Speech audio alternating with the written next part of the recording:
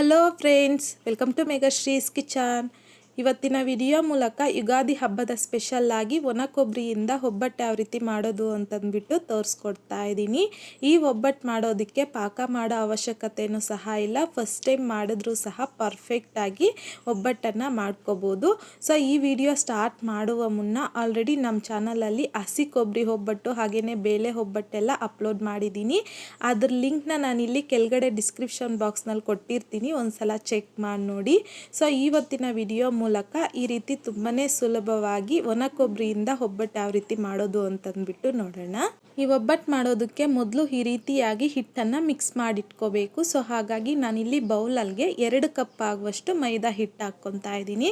ಈಗ ಇದ್ರಲ್ಗೆ 1 ಚಿಟಿಕೆ ಆಗುವಷ್ಟು ಮಾತ್ರ ಸಾಲ್ಟ್ ಹಾಕ್ಕೊತಾ ಇದ್ದೀನಿ. ಸೊ ನೀವು ಯಾವುದೇ ಸ್ವೀಟ್ ಮಾಡಬೇಕಾದ್ರೂ ಸಹ ಈ ರೀತಿ ಸ್ವಲ್ಪ ಸಾಲ್ಟ್ ಹಾಕಿ ಮಾಡೋದ್ರಿಂದ ತುಂಬ ರುಚಿಯಾಗಿರುತ್ತೆ. ಈಗ ಇದ್ರಲ್ಗೆ 1-2 ಟೇಬಲ್ ಸ್ಪೂನ್ ಆಗುವಷ್ಟು ಎಣ್ಣೆನ ಸಹ ಹಾಕ್ಕೊಂಡು ಈ ರೀತಿ ಚೆನ್ನಾಗಿ ರಬ್ ಮಾಡ್ಕೊತ ಮಿಕ್ಸ್ ಮಾಡ್ಕೋಬೇಕು. ಸೊ ನೋಡಿ, ಈ ರೀತಿಯಾಗಿ ಚೆನ್ನಾಗಿ ಮಿಕ್ಸ್ ಮಾಡ್ಕೊಂಡಿದ್ದಾದಮೇಲೆ ಈಗ ಇದ್ರಲ್ಗೆ ಸ್ವಲ್ಪನೇ ನೀರನ್ನು ಹಾಕ್ಕೊಂಡು ಸಾಫ್ಟಾಗಿ ಮಿಕ್ಸ್ ಮಾಡ್ಕೋಬೇಕು. ಸೊ ಈ ರೀತಿಯಾಗಿ ಸ್ವಲ್ಪ ನೀರು ಹಾಕಿ ಮಿಕ್ಸ್ ಮಾಡ್ಕೊಳ್ಳೋದ್ರಿಂದ ನಮಗೆ ಯಾವ ಕನ್ಸಿಸ್ಟೆನ್ಸಿಗೆ ಬೇಕೋ ಇಟ್ಟು ಆ ಕನ್ಸಿಸ್ಟೆನ್ಸಿಗೆ ಮಿಕ್ಸ್ ಮಾಡ್ಕೋಬೋದು. ಸೊ ಹಾಗಾಗಿ ಈ ರೀತಿ ಸ್ವಲ್ಪನೇ ನೀರನ್ನು ಹಾಕ್ಕೊಂಡು ಮಿಕ್ಸ್ ಮಾಡ್ಕೋಬೇಕು. ನೋಡಿ, ನೀರು ಯಾವ ರೀತಿ ಹಾಕಿ ಮಿಕ್ಸ್ ಮಾಡ್ಕೋಬೇಕು ಅಂತಂದರೆ ತುಂಬ ಸಾಫ್ಟಾಗಿರಬೇಕು, ಹಿಟ್ಟು ಬಂದು ಕೈಗೆ ಅಂಟಂಟಾಗಿರಬೇಕು. ಸೊ ಆ ರೀತಿಯಾಗಿ ಮಿಕ್ಸ್ ಮಾಡ್ಕೊಂಡಿದ್ದಾದಮೇಲೆ ಈಗ ಇದ್ರಲ್ಗೆ 1-2 ಟೇಬಲ್ ಸ್ಪೂನ್ ಆಗುವಷ್ಟು ಎಣ್ಣೆನ ಹಾಕ್ಕೊಂಡು ಒಂದು 6-7 ನಿಮಿಷ ಚೆನ್ನಾಗಿ ನಾದ್ಕೋಬೇಕು. ಕೈಯಲ್ಲಿ ಈ ರೀತಿ ಪ್ರೆಸ್ ಮಾಡ್ಕೊತ ಸಾಫ್ಟ್ ಆಗೋವರೆಗೂ ಚೆನ್ನಾಗಿ ನಾದ್ಕೋಬೇಕು. ಈ ರೀತಿ ನಾದ್ಕೊಂಡಿದ್ದಾದಮೇಲೆ ಈಗ ಇದ್ರಲ್ಗೆ 1-2 ಟೇಬಲ್ ಸ್ಪೂನ್ ಆಗುವಷ್ಟು ಎಣ್ಣೆನ ಹಾಕ್ಕೊಂಡು ಈ ರೀತಿ ಎಣ್ಣೆಗೆ ಹಿಟ್ಟನ್ನು ಡಿಪ್ ಮಾಡ್ಕೋಬೇಕು. ಸೊ ಈ ರೀತಿಯಾಗಿ ಎಣ್ಣೆಯಲ್ಲಿ ನೆನೆಸ್ಕೊಳ್ಳೋದ್ರಿಂದ ಹಿಟ್ಟನ್ನು ಒಬ್ಬಟ್ಟು ಅನ್ನೋದು ತುಂಬ ಸಾಫ್ಟಾಗಿ ತುಂಬ ಚೆನ್ನಾಗಿ ಬರುತ್ತೆ. ಈಗ ಲಿಡ್ನ ಕ್ಲೋಸ್ ಮಾಡಿಕೊಂಡು ಹಿಟ್ಟನ್ನು 1-2 ಗಂಟೆ ನೆನೆಸ್ಕೋಬೇಕು. ಅಷ್ಟರಲ್ಲಿ ಈ ರೀತಿ ಒಣ ಕೊಬ್ಬರಿಯಿಂದ ಹೂರಣ ಯಾವ ರೀತಿ ಮಾಡ್ಕೊಳ್ಳೋದು ಅಂತಂದ್ಬಿಟ್ಟು ನೋಡೋಣ. ಹಾಗಾಗಿ ನಾನಿಲ್ಲಿ ಒಣ ಕೊಬ್ಬರಿನ ಈ ರೀತಿ ಸಣ್ಣದಾಗಿ ತುರಿದ್ಬಿಟ್ಟು ತಗೊಂಡಿದ್ದೀನಿ. ಸೊ ಈ ರೀತಿಯಾಗಿ ತುರಿದಿರ್ತಕ್ಕಂಥ ಒಣ ಕೊಬ್ಬರಿನ ಯಾವುದಾದ್ರೂ ಒಂದು ಕಪ್ಪಲ್ಲಿ ಮೆಷರ್ಮೆಂಟ್ ಮಾಡಿ ತಗೋಬೇಕು. ಸೊ ನಾನಿಲ್ಲಿ ಯಾವ ಕಪ್ಪಲ್ಲಿ ಮೈದಾ ಹಿಟ್ಟು ತಗೊಂಡಿದ್ದೀನೋ ಸೊ ಅದೇ ಕಪ್ಪಲ್ಲಿ ಈ ರೀತಿಯಾಗಿ ಸ್ವಲ್ಪ ಲೈಟಾಗಿ ಪ್ರೆಸ್ ಮಾಡಿಕೊಂಡು 2 ಕಪ್ ಆಗುವಷ್ಟು ಒಣ ಕೊಬ್ಬರಿನ ತಗೊತಾ ಇದ್ದೀನಿ.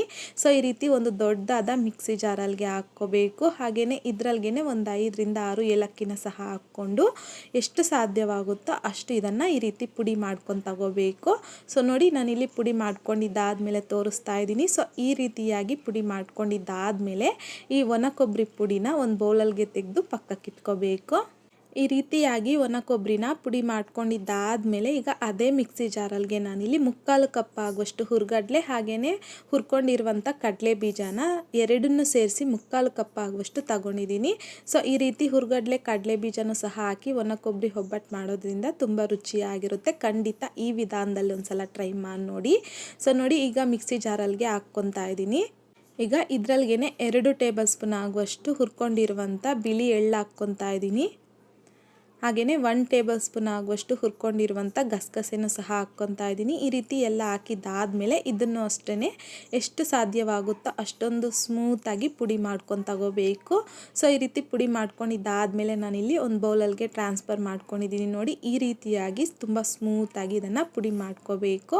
ಸೊ ಈ ರೀತಿಯಾಗಿ ಒಣ ಕೊಬ್ಬರಿ ಹಾಗೆಯೇ ಹುರ್ಗಡ್ಲೆ ಕಡಲೆ ಬೀಜ ಎಳ್ಳು ಎಲ್ಲನೂ ಪುಡಿ ಮಾಡ್ಕೊಂಡಿದ್ದಾದಮೇಲೆ ಇವಾಗ ಇದಕ್ಕೆ ಬೆಲ್ಲನ ಕರಗಿಸ್ಕೋಬೇಕು. ಸೊ ಹಾಗಾಗಿ ನಾನಿಲ್ಲಿ ಪ್ಯಾನಲ್ಗೆ ಯಾವ ಕಪ್ಪಲ್ಲಿ ನಾವು ಒಣ ಕೊಬ್ಬರಿ ಎಲ್ಲ ತಗೊಂಡಿದ್ದೀರೋ ಅದೇ ಕಪ್ಪಲ್ಲಿ ನಾನಿಲ್ಲಿ 1.5 ಕಪ್ ಆಗುವಷ್ಟು ಬೆಲ್ಲ ಹಾಕ್ಕೊತಾ ಇದ್ದೀನಿ. ಇಷ್ಟಾದರೆ ಪರ್ಫೆಕ್ಟಾಗಿ ಸ್ವೀಟ್ ಅನ್ನೋದು ಸರಿ ಹೋಗುತ್ತೆ.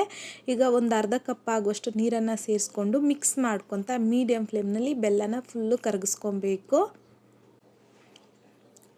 ಈಗ ನೋಡಿ, ಮೀಡಿಯಮ್ ಫ್ಲೇಮ್ನಲ್ಲಿ ಬೆಲ್ಲನ ಪೂರ್ತಿಯಾಗಿ ಕರಗಿಸ್ಕೊಂಡಿದ್ದಾಗಿದೆ. ಸೊ ಇದೇನು ಪಾಕ ಬರೋ ಅವಶ್ಯಕತೆ ಇಲ್ಲ, ಬೆಲ್ಲ ಕರಗಿಸ್ಕೊಂಡ್ರೆ ಸಾಕು. ಈ ರೀತಿ ಬೆಲ್ಲ ಕರಗ್ತಿದ್ದಂತೆ ನಾವು ಒಣ ಕೊಬ್ಬರಿನ ಪುಡಿ ಮಾಡಿಟ್ಕೊಂಡಿದ್ರಲ್ವ, ಸೊ ಅದನ್ನು ಹಾಕ್ಕೊಂಡು ಲೋ ಫ್ಲೇಮ್ನಲ್ಲಿ ಎಲ್ಲ ನೀಟಾಗಿ ಮಿಕ್ಸ್ ಮಾಡ್ಕೊತಿದ್ದಂತೆ ಗಟ್ಟಿ ಆಗಿಬಿಡುತ್ತೆ.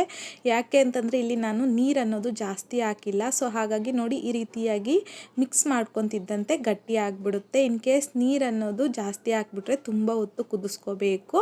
ಈಗ ಇದ್ರಲ್ಗೆ 1-2 ಟೀ ಸ್ಪೂನ್ ಆಗುವಷ್ಟು ತುಪ್ಪ, ಹಾಗೆಯೇ ನಾವು ಹುರ್ಗಡ್ಲೆ, ಕಡಲೆ ಬೀಜ, ಎಳ್ಳು ಎಲ್ಲನೂ ಪುಡಿ ಮಾಡಿ ಇಟ್ಕೊಂಡಿದ್ರಲ್ವ, ಈಗ ಆ ಪುಡಿನ ಸಹ ಹಾಕ್ಕೊಂಡು ಲೋ ಫ್ಲೇಮ್ನಲ್ಲಿ ಚೆನ್ನಾಗಿ ಮಿಕ್ಸ್ ಮಾಡ್ಕೊತ ಬೇಯಿಸ್ಕೋಬೇಕು. ನೋಡಿ ಈ ರೀತಿಯಾಗಿ ಪ್ಯಾನ್ಗೆ ಸಪ್ರೇಟ್ ಆಗ್ತಾ ಇರುತ್ತೆ ಹೂರ್ಣ ಅನ್ನೋದು, ಆ ರೀತಿಯಾಗಿ ಬೇಯಿಸ್ಕೊಂಡ್ರೆ ಸರಿ ಹೋಗುತ್ತೆ. ಸೊ ಈ ಟೈಮಲ್ಲಿ ಫ್ಲೇಮ್ನ ಆಫ್ ಮಾಡಿಕೊಂಡು ಇದು ಸ್ವಲ್ಪ ತಣ್ಣಗಾಗಕ್ಕೆ ಬಿಡಬೇಕು. ಪೂರ್ತಿಯಾಗೂ ಸಹ ತಣ್ಣಗಾಗಬಾರ್ದು, ಕೈಯಲ್ಲಿ ಟಚ್ ಮಾಡಿದಾಗ ಸ್ವಲ್ಪ ಬೆಚ್ಚಗೆ ಅನಿಸ್ಬೇಕು, ಆ ರೀತಿಯಾಗಿದ್ದರೆ ಸರಿ ಹೋಗುತ್ತೆ. ಸೊ ನೋಡಿ ಈಗ ಹೂರ್ಣ ಅನ್ನೋದು ನಿಮಗೆ ತೋರಿಸ್ತಾ ಇದ್ದೀನಿ, ಕೈಗೂ ಅಷ್ಟೇ ಒಂಚೂರು ಅಂಟ್ತಾ ಇಲ್ಲ, ತುಂಬಾ ಪರ್ಫೆಕ್ಟಾಗಿ ಸಾಫ್ಟಾಗಿ ರೆಡಿಯಾಗಿದೆ ಹೂರ್ಣ. ಈಗ ಈ ಹೂರ್ಣನ ಎಲ್ಲ ಒಂದ್ಸಲ ಚೆನ್ನಾಗಿ ಮಿಕ್ಸ್ ಮಾಡ್ಕೋಬೇಕು. ಮಿಕ್ಸ್ ಮಾಡ್ಕೊಂಡಿದ್ದಾದಮೇಲೆ ಈ ರೀತಿ ನಿಂಬೆ ಹಣ್ಣಿನ ಸೈಜ್ಗೆ ಉಂಡೆನ ಮಾಡಿಟ್ಕೊಬಿಡ್ಬೇಕು. ಆವಾಗ ನಮ್ಗೆ ಒಬ್ಬಟ್ಟು ಮಾಡೋವಾಗ ತುಂಬ ಈಸಿ ಆಗುತ್ತೆ. ಸೊ ಹಾಗಾಗಿ ಈ ರೀತಿಯಾಗಿ ಹೂರ್ಣನ ಉಂಡೆ ಮಾಡ್ಕೊಂಡಿದ್ದಾದಮೇಲೆ ಪಕ್ಕಕ್ಕೆ ಇಟ್ಕೊಳ್ಳೋಣ. ಈಗ ಹಿಟ್ಟು ಅಷ್ಟೇ ನೋಡಿ, ನಾವಿಲ್ಲಿ ಹೂರ್ಣ ರೆಡಿ ಮಾಡ್ಕೊಳ್ಳೋ ಅಷ್ಟರಲ್ಲಿ ಒಂದು 2 ಗಂಟೆ ಆಗಿದೆ. 2 ಗಂಟೆ ಆದಮೇಲೆ ಇದ್ರಿಗೆ ಎಣ್ಣೆ ಹಾಕಿರ್ತೀರಲ್ವ, ಸೊ ಆ ಎಣ್ಣೆನ ಒಂದು ಬೌಲ್ಗೆ ಸಪ್ರೇಟ್ ಮಾಡಿ ಇಟ್ಕೊಳ್ಳಿ. ನಾವು ಒಬ್ಬಟ್ಟು ಸುಡೋದಕ್ಕೆ ಇಲ್ಲಾಂತಂದರೆ ನಾದಲಿಕ್ಕೆ ಯೂಸ್ ಮಾಡ್ಕೋಬೋದು ಎಣ್ಣೆನ. ಸೊ ಈಗ ಹಿಟ್ಟು ನೋಡಿ ಎಷ್ಟೊಂದು ಸಾಫ್ಟಾಗಿ ರೆಡಿ ಆಗಿದೆಯೋ ಅಂತಂದ್ಬಿಟ್ಟು, ಹಿಟ್ಟು ಈ ರೀತಿಯಾಗಿದ್ದರೆ ನಮ್ಗೆ ಒಬ್ಬಟ್ಟು ಅನ್ನೋದು ಅಷ್ಟೊಂದು ಪರ್ಫೆಕ್ಟಾಗಿ ಬರುತ್ತೆ. ಈಗ ಒಂದು 2 ನಿಮಿಷ ಮತ್ತೊಂದು ಸಲ ಹಿಟ್ಟನ್ನು ಚೆನ್ನಾಗಿ ನಾದ್ಕೋಬೇಕು. ನಾದ್ಕೊಂಡಿದ್ದಾದಮೇಲೆ ನೋಡಿ ಈ ರೀತಿಯಾಗಿ ಉಂಡೆ ಮಾಡ್ಕೊಂಡು ತಗೋಬೇಕು. ನಾವು ಹೂರ್ಣ ಯಾವ ಸೈಜ್ಗೆ ತಗೊಂಡಿರ್ತೀರೋ ಸೊ ಹಿಟ್ಟನ್ನು ಸಹ ಅದೇ ಸೈಜ್ಗೆ ಉಂಡೆ ಮಾಡ್ಕೊಂಡು ತಗೋಬೇಕು. ಈ ರೀತಿ ಎಲ್ಲ ಉಂಡೆನ ಮಾಡ್ಕೊಂಡಿದ್ದಾದಮೇಲೆ ಲಿಡ್ನ ಕ್ಲೋಸ್ ಮಾಡ್ಕೊಂಡು ಪಕ್ಕಕ್ಕೆ ಇಟ್ಕೊಳ್ಳಿ, ಉಂಡೆ ಡ್ರೈ ಆಗಬಾರ್ದು. ಸೊ ಈಗ ನಾನಿಲ್ಲಿ ಒಂದು ಪ್ಲಾಸ್ಟಿಕ್ ಪೇಪರ್ ತೊಗೊಂಡಿದ್ದೀನಿ ಒಬ್ಬಟ್ಟನ್ನು ತೀಡ್ಕೊಳ್ಳೋದಕ್ಕೆ ಅಂತಂದ್ಬಿಟ್ಟು. ನೀವು ಬಾಳೆ ಎಳೆ ಇಲ್ಲಾಂತಂದರೆ ಬಟರ್ ಪೇಪರ್, ನಿಮಗೆ ಯಾವ್ದು ಅವೈಲೇಬಲ್ ಆಗಿರುತ್ತೋ ಸೊ ಅದನ್ನು ತಗೋಬೋದು. ನಾನಿಲ್ಲಿ ಪ್ಲಾಸ್ಟಿಕ್ ಪೇಪರ್ ತೊಗೊಂಡಿದ್ದೀನಿ. ಇದ್ರ ಮೇಲ್ಗಡೆ ಸ್ವಲ್ಪ ಎಣ್ಣೆನ ಗ್ರೀಸ್ ಮಾಡಿಕೊಂಡು ಹಿಟ್ಟನ್ನು ಇಟ್ಕೊಂಡು, ಹಿಟ್ಟನ್ನು ಸ್ವಲ್ಪ ಲೈಟಾಗಿ ಸ್ಪ್ರೆಡ್ ಮಾಡಿಬಿಟ್ಟು ಅದ್ರ ಮೇಲ್ಗಡೆ ಹೂರ್ಣ ಉಂಡೆನ ಇಟ್ಕೊಂಡು ಈ ರೀತಿ ಸುತ್ತಲೂ ಇರುವಂಥ ಹಿಟ್ಟನ್ನು ಸೀಲ್ ಮಾಡಿಕೊಂಡು ಉಳಿದಿರ್ತಕ್ಕಂಥ ಹಿಟ್ಟನ್ನು ತೆಗೆದಾಕ್ಕೊಬಿಡಬೇಕು. ತೆಗೆದಾದ್ಮೇಲೆ ಈ ರೀತಿ ನೀಟಾಗಿ ರೌಂಡ್ ಶೇಪ್ ಮಾಡಿಕೊಂಡು ಇದನ್ನು ಅಷ್ಟೇ ಎಣ್ಣೆ ಸ್ವಲ್ಪ ಕೈಗೆ ಗ್ರೀಸ್ ಮಾಡಿಕೊಂಡು ಈ ರೀತಿ ಲೈಟಾಗಿ ಸ್ಪ್ರೆಡ್ ಮಾಡ್ಕೋಬೇಕು. ಸೊ ನೋಡಿ ಈ ರೀತಿ ಸ್ವಲ್ಪ ಲೈಟಾಗಿ ಸ್ಪ್ರೆಡ್ ಮಾಡ್ಕೊಂಡಿದ್ದಾದಮೇಲೆ ಚಪಾತಿ ರೋಲರ್ಗೆ ಸ್ವಲ್ಪ ಎಣ್ಣೆನ ಗ್ರೀಸ್ ಮಾಡಿಕೊಂಡು ಒನ್ ಡೈರೆಕ್ಷನಲ್ಲಿ, ನೋಡಿ ವಿಡಿಯೋದ್ರಲ್ಲಿ ತೋರಿಸ್ತಿದ್ದೀನಲ್ವ, ಸೊ ಈ ರೀತಿಯಾಗಿ ಒನ್ ಡೈರೆಕ್ಷನಲ್ಲಿ ಇದನ್ನು ಈ ರೀತಿ ತೀಡ್ಕೋಬೇಕು. ಆವಾಗ ನಮ್ಗೆ ರೌಂಡ್ ಶೇಪ್ ಅನ್ನೋದು ತುಂಬ ಪರ್ಫೆಕ್ಟಾಗಿ ಬರುತ್ತೆ. ಫಸ್ಟ್ ಟೈಮ್ ಮಾಡೋರಿಗೆ ಸ್ವಲ್ಪ ಕಷ್ಟ ಅನಿಸ್ಬೋದು, ಒಂದು 2-3 ಒಬ್ಬಟ್ಟು ಮಾಡ್ತಿದ್ದಂತೆ ಆರಾಮಾಗಿ ಅಭ್ಯಾಸ ಆಗಿಬಿಡುತ್ತೆ. ಸೊ ನೋಡಿ ಈ ರೀತಿಯಾಗಿ ಒನ್ ಡೈರೆಕ್ಷನಲ್ಲೇ ಮಾಡ್ಕೋಬೇಕು, ಆವಾಗ ಅನ್ನೋದು ರೌಂಡಾಗಿ ಬರುತ್ತೆ, ತುಂಬ ತೆಳುವಾಗೂ ಸಹ ಬರುತ್ತೆ ಒಬ್ಬಟ್ಟು ಅನ್ನೋದು. ಸೊ ನೋಡಿ ಈ ರೀತಿಯಾಗಿ ಒಬ್ಬಟ್ಟನ್ನು ತೆಳುವಾಗಿ ತೀಡ್ಕೊಂಡಿದ್ದಾದಮೇಲೆ ಇದನ್ನು ರೋಸ್ಟ್ ಮಾಡ್ಕೋಬೇಕು. ಸೊ ಹಾಗಾಗಿ ನಾನಿಲ್ಲಿ ಆಲ್ರೆಡಿ ಪ್ಯಾನು ಸಹ ಬಿಸಿ ಆಗೋದಕ್ಕೆ ಇಕ್ಕಿದ್ದೆ. ಪ್ಯಾನ್ ಬಿಸಿ ಆಗಿದ್ದಾದಮೇಲೆ ಎಣ್ಣೆ ಇಲ್ಲಾಂತಂದರೆ ತುಪ್ಪ ಇಷ್ಟಪಡೋರು ತುಪ್ಪದಲ್ಲೂ ಸಹ ಒಬ್ಬಟ್ಟನ್ನು ರೋಸ್ಟ್ ಮಾಡ್ಕೋಬೋದು. ನೋಡಿ ಈ ರೀತಿಯಾಗಿ ಪ್ಲಾಸ್ಟಿಕ್ ಪೇಪರ್ನ ತೆಗೆದುಕೊಂಡ್ರೆ ಆರಾಮಾಗಿ ಬಂದುಬಿಡುತ್ತೆ. ಸೊ ಹಾಕ್ಕೊಂಡಿದ್ದಾದಮೇಲೆ ಇದ್ರ ಮೇಲ್ಗಡೆನೂ ಸ್ವಲ್ಪ ಲೈಟಾಗಿ ಎಣ್ಣೆ ಇಲ್ಲಾಂತಂದರೆ ತುಪ್ಪನ ಗ್ರೀಸ್ ಮಾಡ್ಕೋಬೇಕು. ಸೊ ಈ ರೀತಿಯಾಗಿ ಎಲ್ಲ ಕಡೆ ಎಣ್ಣೆನ ಸ್ವಲ್ಪ ಗ್ರೀಸ್ ಮಾಡ್ಕೊಂಡಿದ್ದಾದಮೇಲೆ ಮೀಡಿಯಮ್ ಫ್ಲೇಮ್ನಲ್ಲಿ 1-2 ನಿಮಿಷ ಚೆನ್ನಾಗಿ ರೋಸ್ಟ್ ಮಾಡಿಕೊಂಡ್ರೆ ಸಾಕು. ಲೈಟಾಗಿ ಸ್ವಲ್ಪ ಬಬಲ್ಸ್ ಬರೋ ಟೈಮ್ ಸ್ಟಾರ್ಟ್ ಆಗುತ್ತೆ, ಆ ಟೈಮಲ್ಲಿ ಈ ರೀತಿ ಟರ್ನ್ ಮಾಡಿಕೊಂಡ್ರೆ ಒಬ್ಬಟ್ಟು ಅನ್ನೋದು ನೋಡಿ ಎಷ್ಟೊಂದು ಪರ್ಫೆಕ್ಟಾಗಿ ಉಬ್ಬಿ ಬರ್ತಿದೆ ಅಂತಂದ್ಬಿಟ್ಟು. ಸೊ ಈಗ ಇದ್ರ ಮೇಲ್ಗಡೆನೂ ಅಷ್ಟೇ ಮತ್ತೊಂದು ಸ್ವಲ್ಪ ಎಣ್ಣೆ ಇಲ್ಲಾಂತಂದರೆ ತುಪ್ಪನ ಗ್ರೀಸ್ ಮಾಡಿಕೊಂಡು ಈ ರೀತಿ ಮಧ್ಯದಲ್ಲಿ ತಿರುಗಿಸ್ಕೊತ ಮೀಡಿಯಮ್ ಫ್ಲೇಮ್ನಲ್ಲಿ ಈ ಒಬ್ಬಟ್ಟನ್ನು ಚೆನ್ನಾಗಿ ರೋಸ್ಟ್ ಮಾಡ್ಕೊಂಡು ತಗೋಬೇಕು ಅಷ್ಟೇ. ಸೊ ತುಂಬ ಬೇಗ ರೋಸ್ಟ್ ಆಗಿಬಿಡುತ್ತೆ, ನೋಡಿಕೊಂಡು ಸುಟ್ಕೊಂಡು ತಗೋಬೇಕು.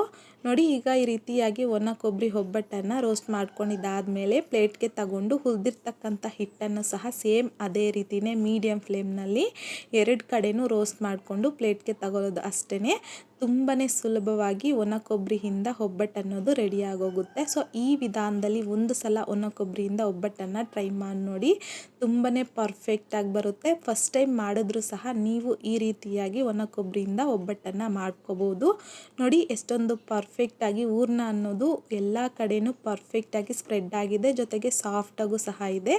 ತಿನ್ನಲಿಕ್ಕೂ ಅಷ್ಟೇ ತುಂಬ ಟೇಸ್ಟಿಯಾಗಿರುತ್ತೆ, ಮಾಡೋದು ತುಂಬ ಸುಲಭ.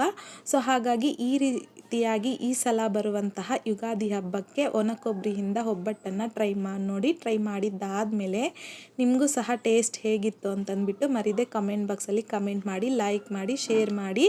ಮತ್ತಷ್ಟು ಈಸಿ ಆ್ಯಂಡ್ ಸಿಂಪಲ್ ಕ್ವಿಕ್ ರೆಸಿಪೀಸ್ಗೋಸ್ಕರ ದಯವಿಟ್ಟು ನೀವಿನ್ನೂ ನಮ್ಮ ಚಾನಲ್ನ ಸಬ್ಸ್ಕ್ರೈಬ್ ಮಾಡಿಲ್ಲ ಅಂತಂದರೆ ಸಬ್ಸ್ಕ್ರೈಬ್ ಮಾಡಿ.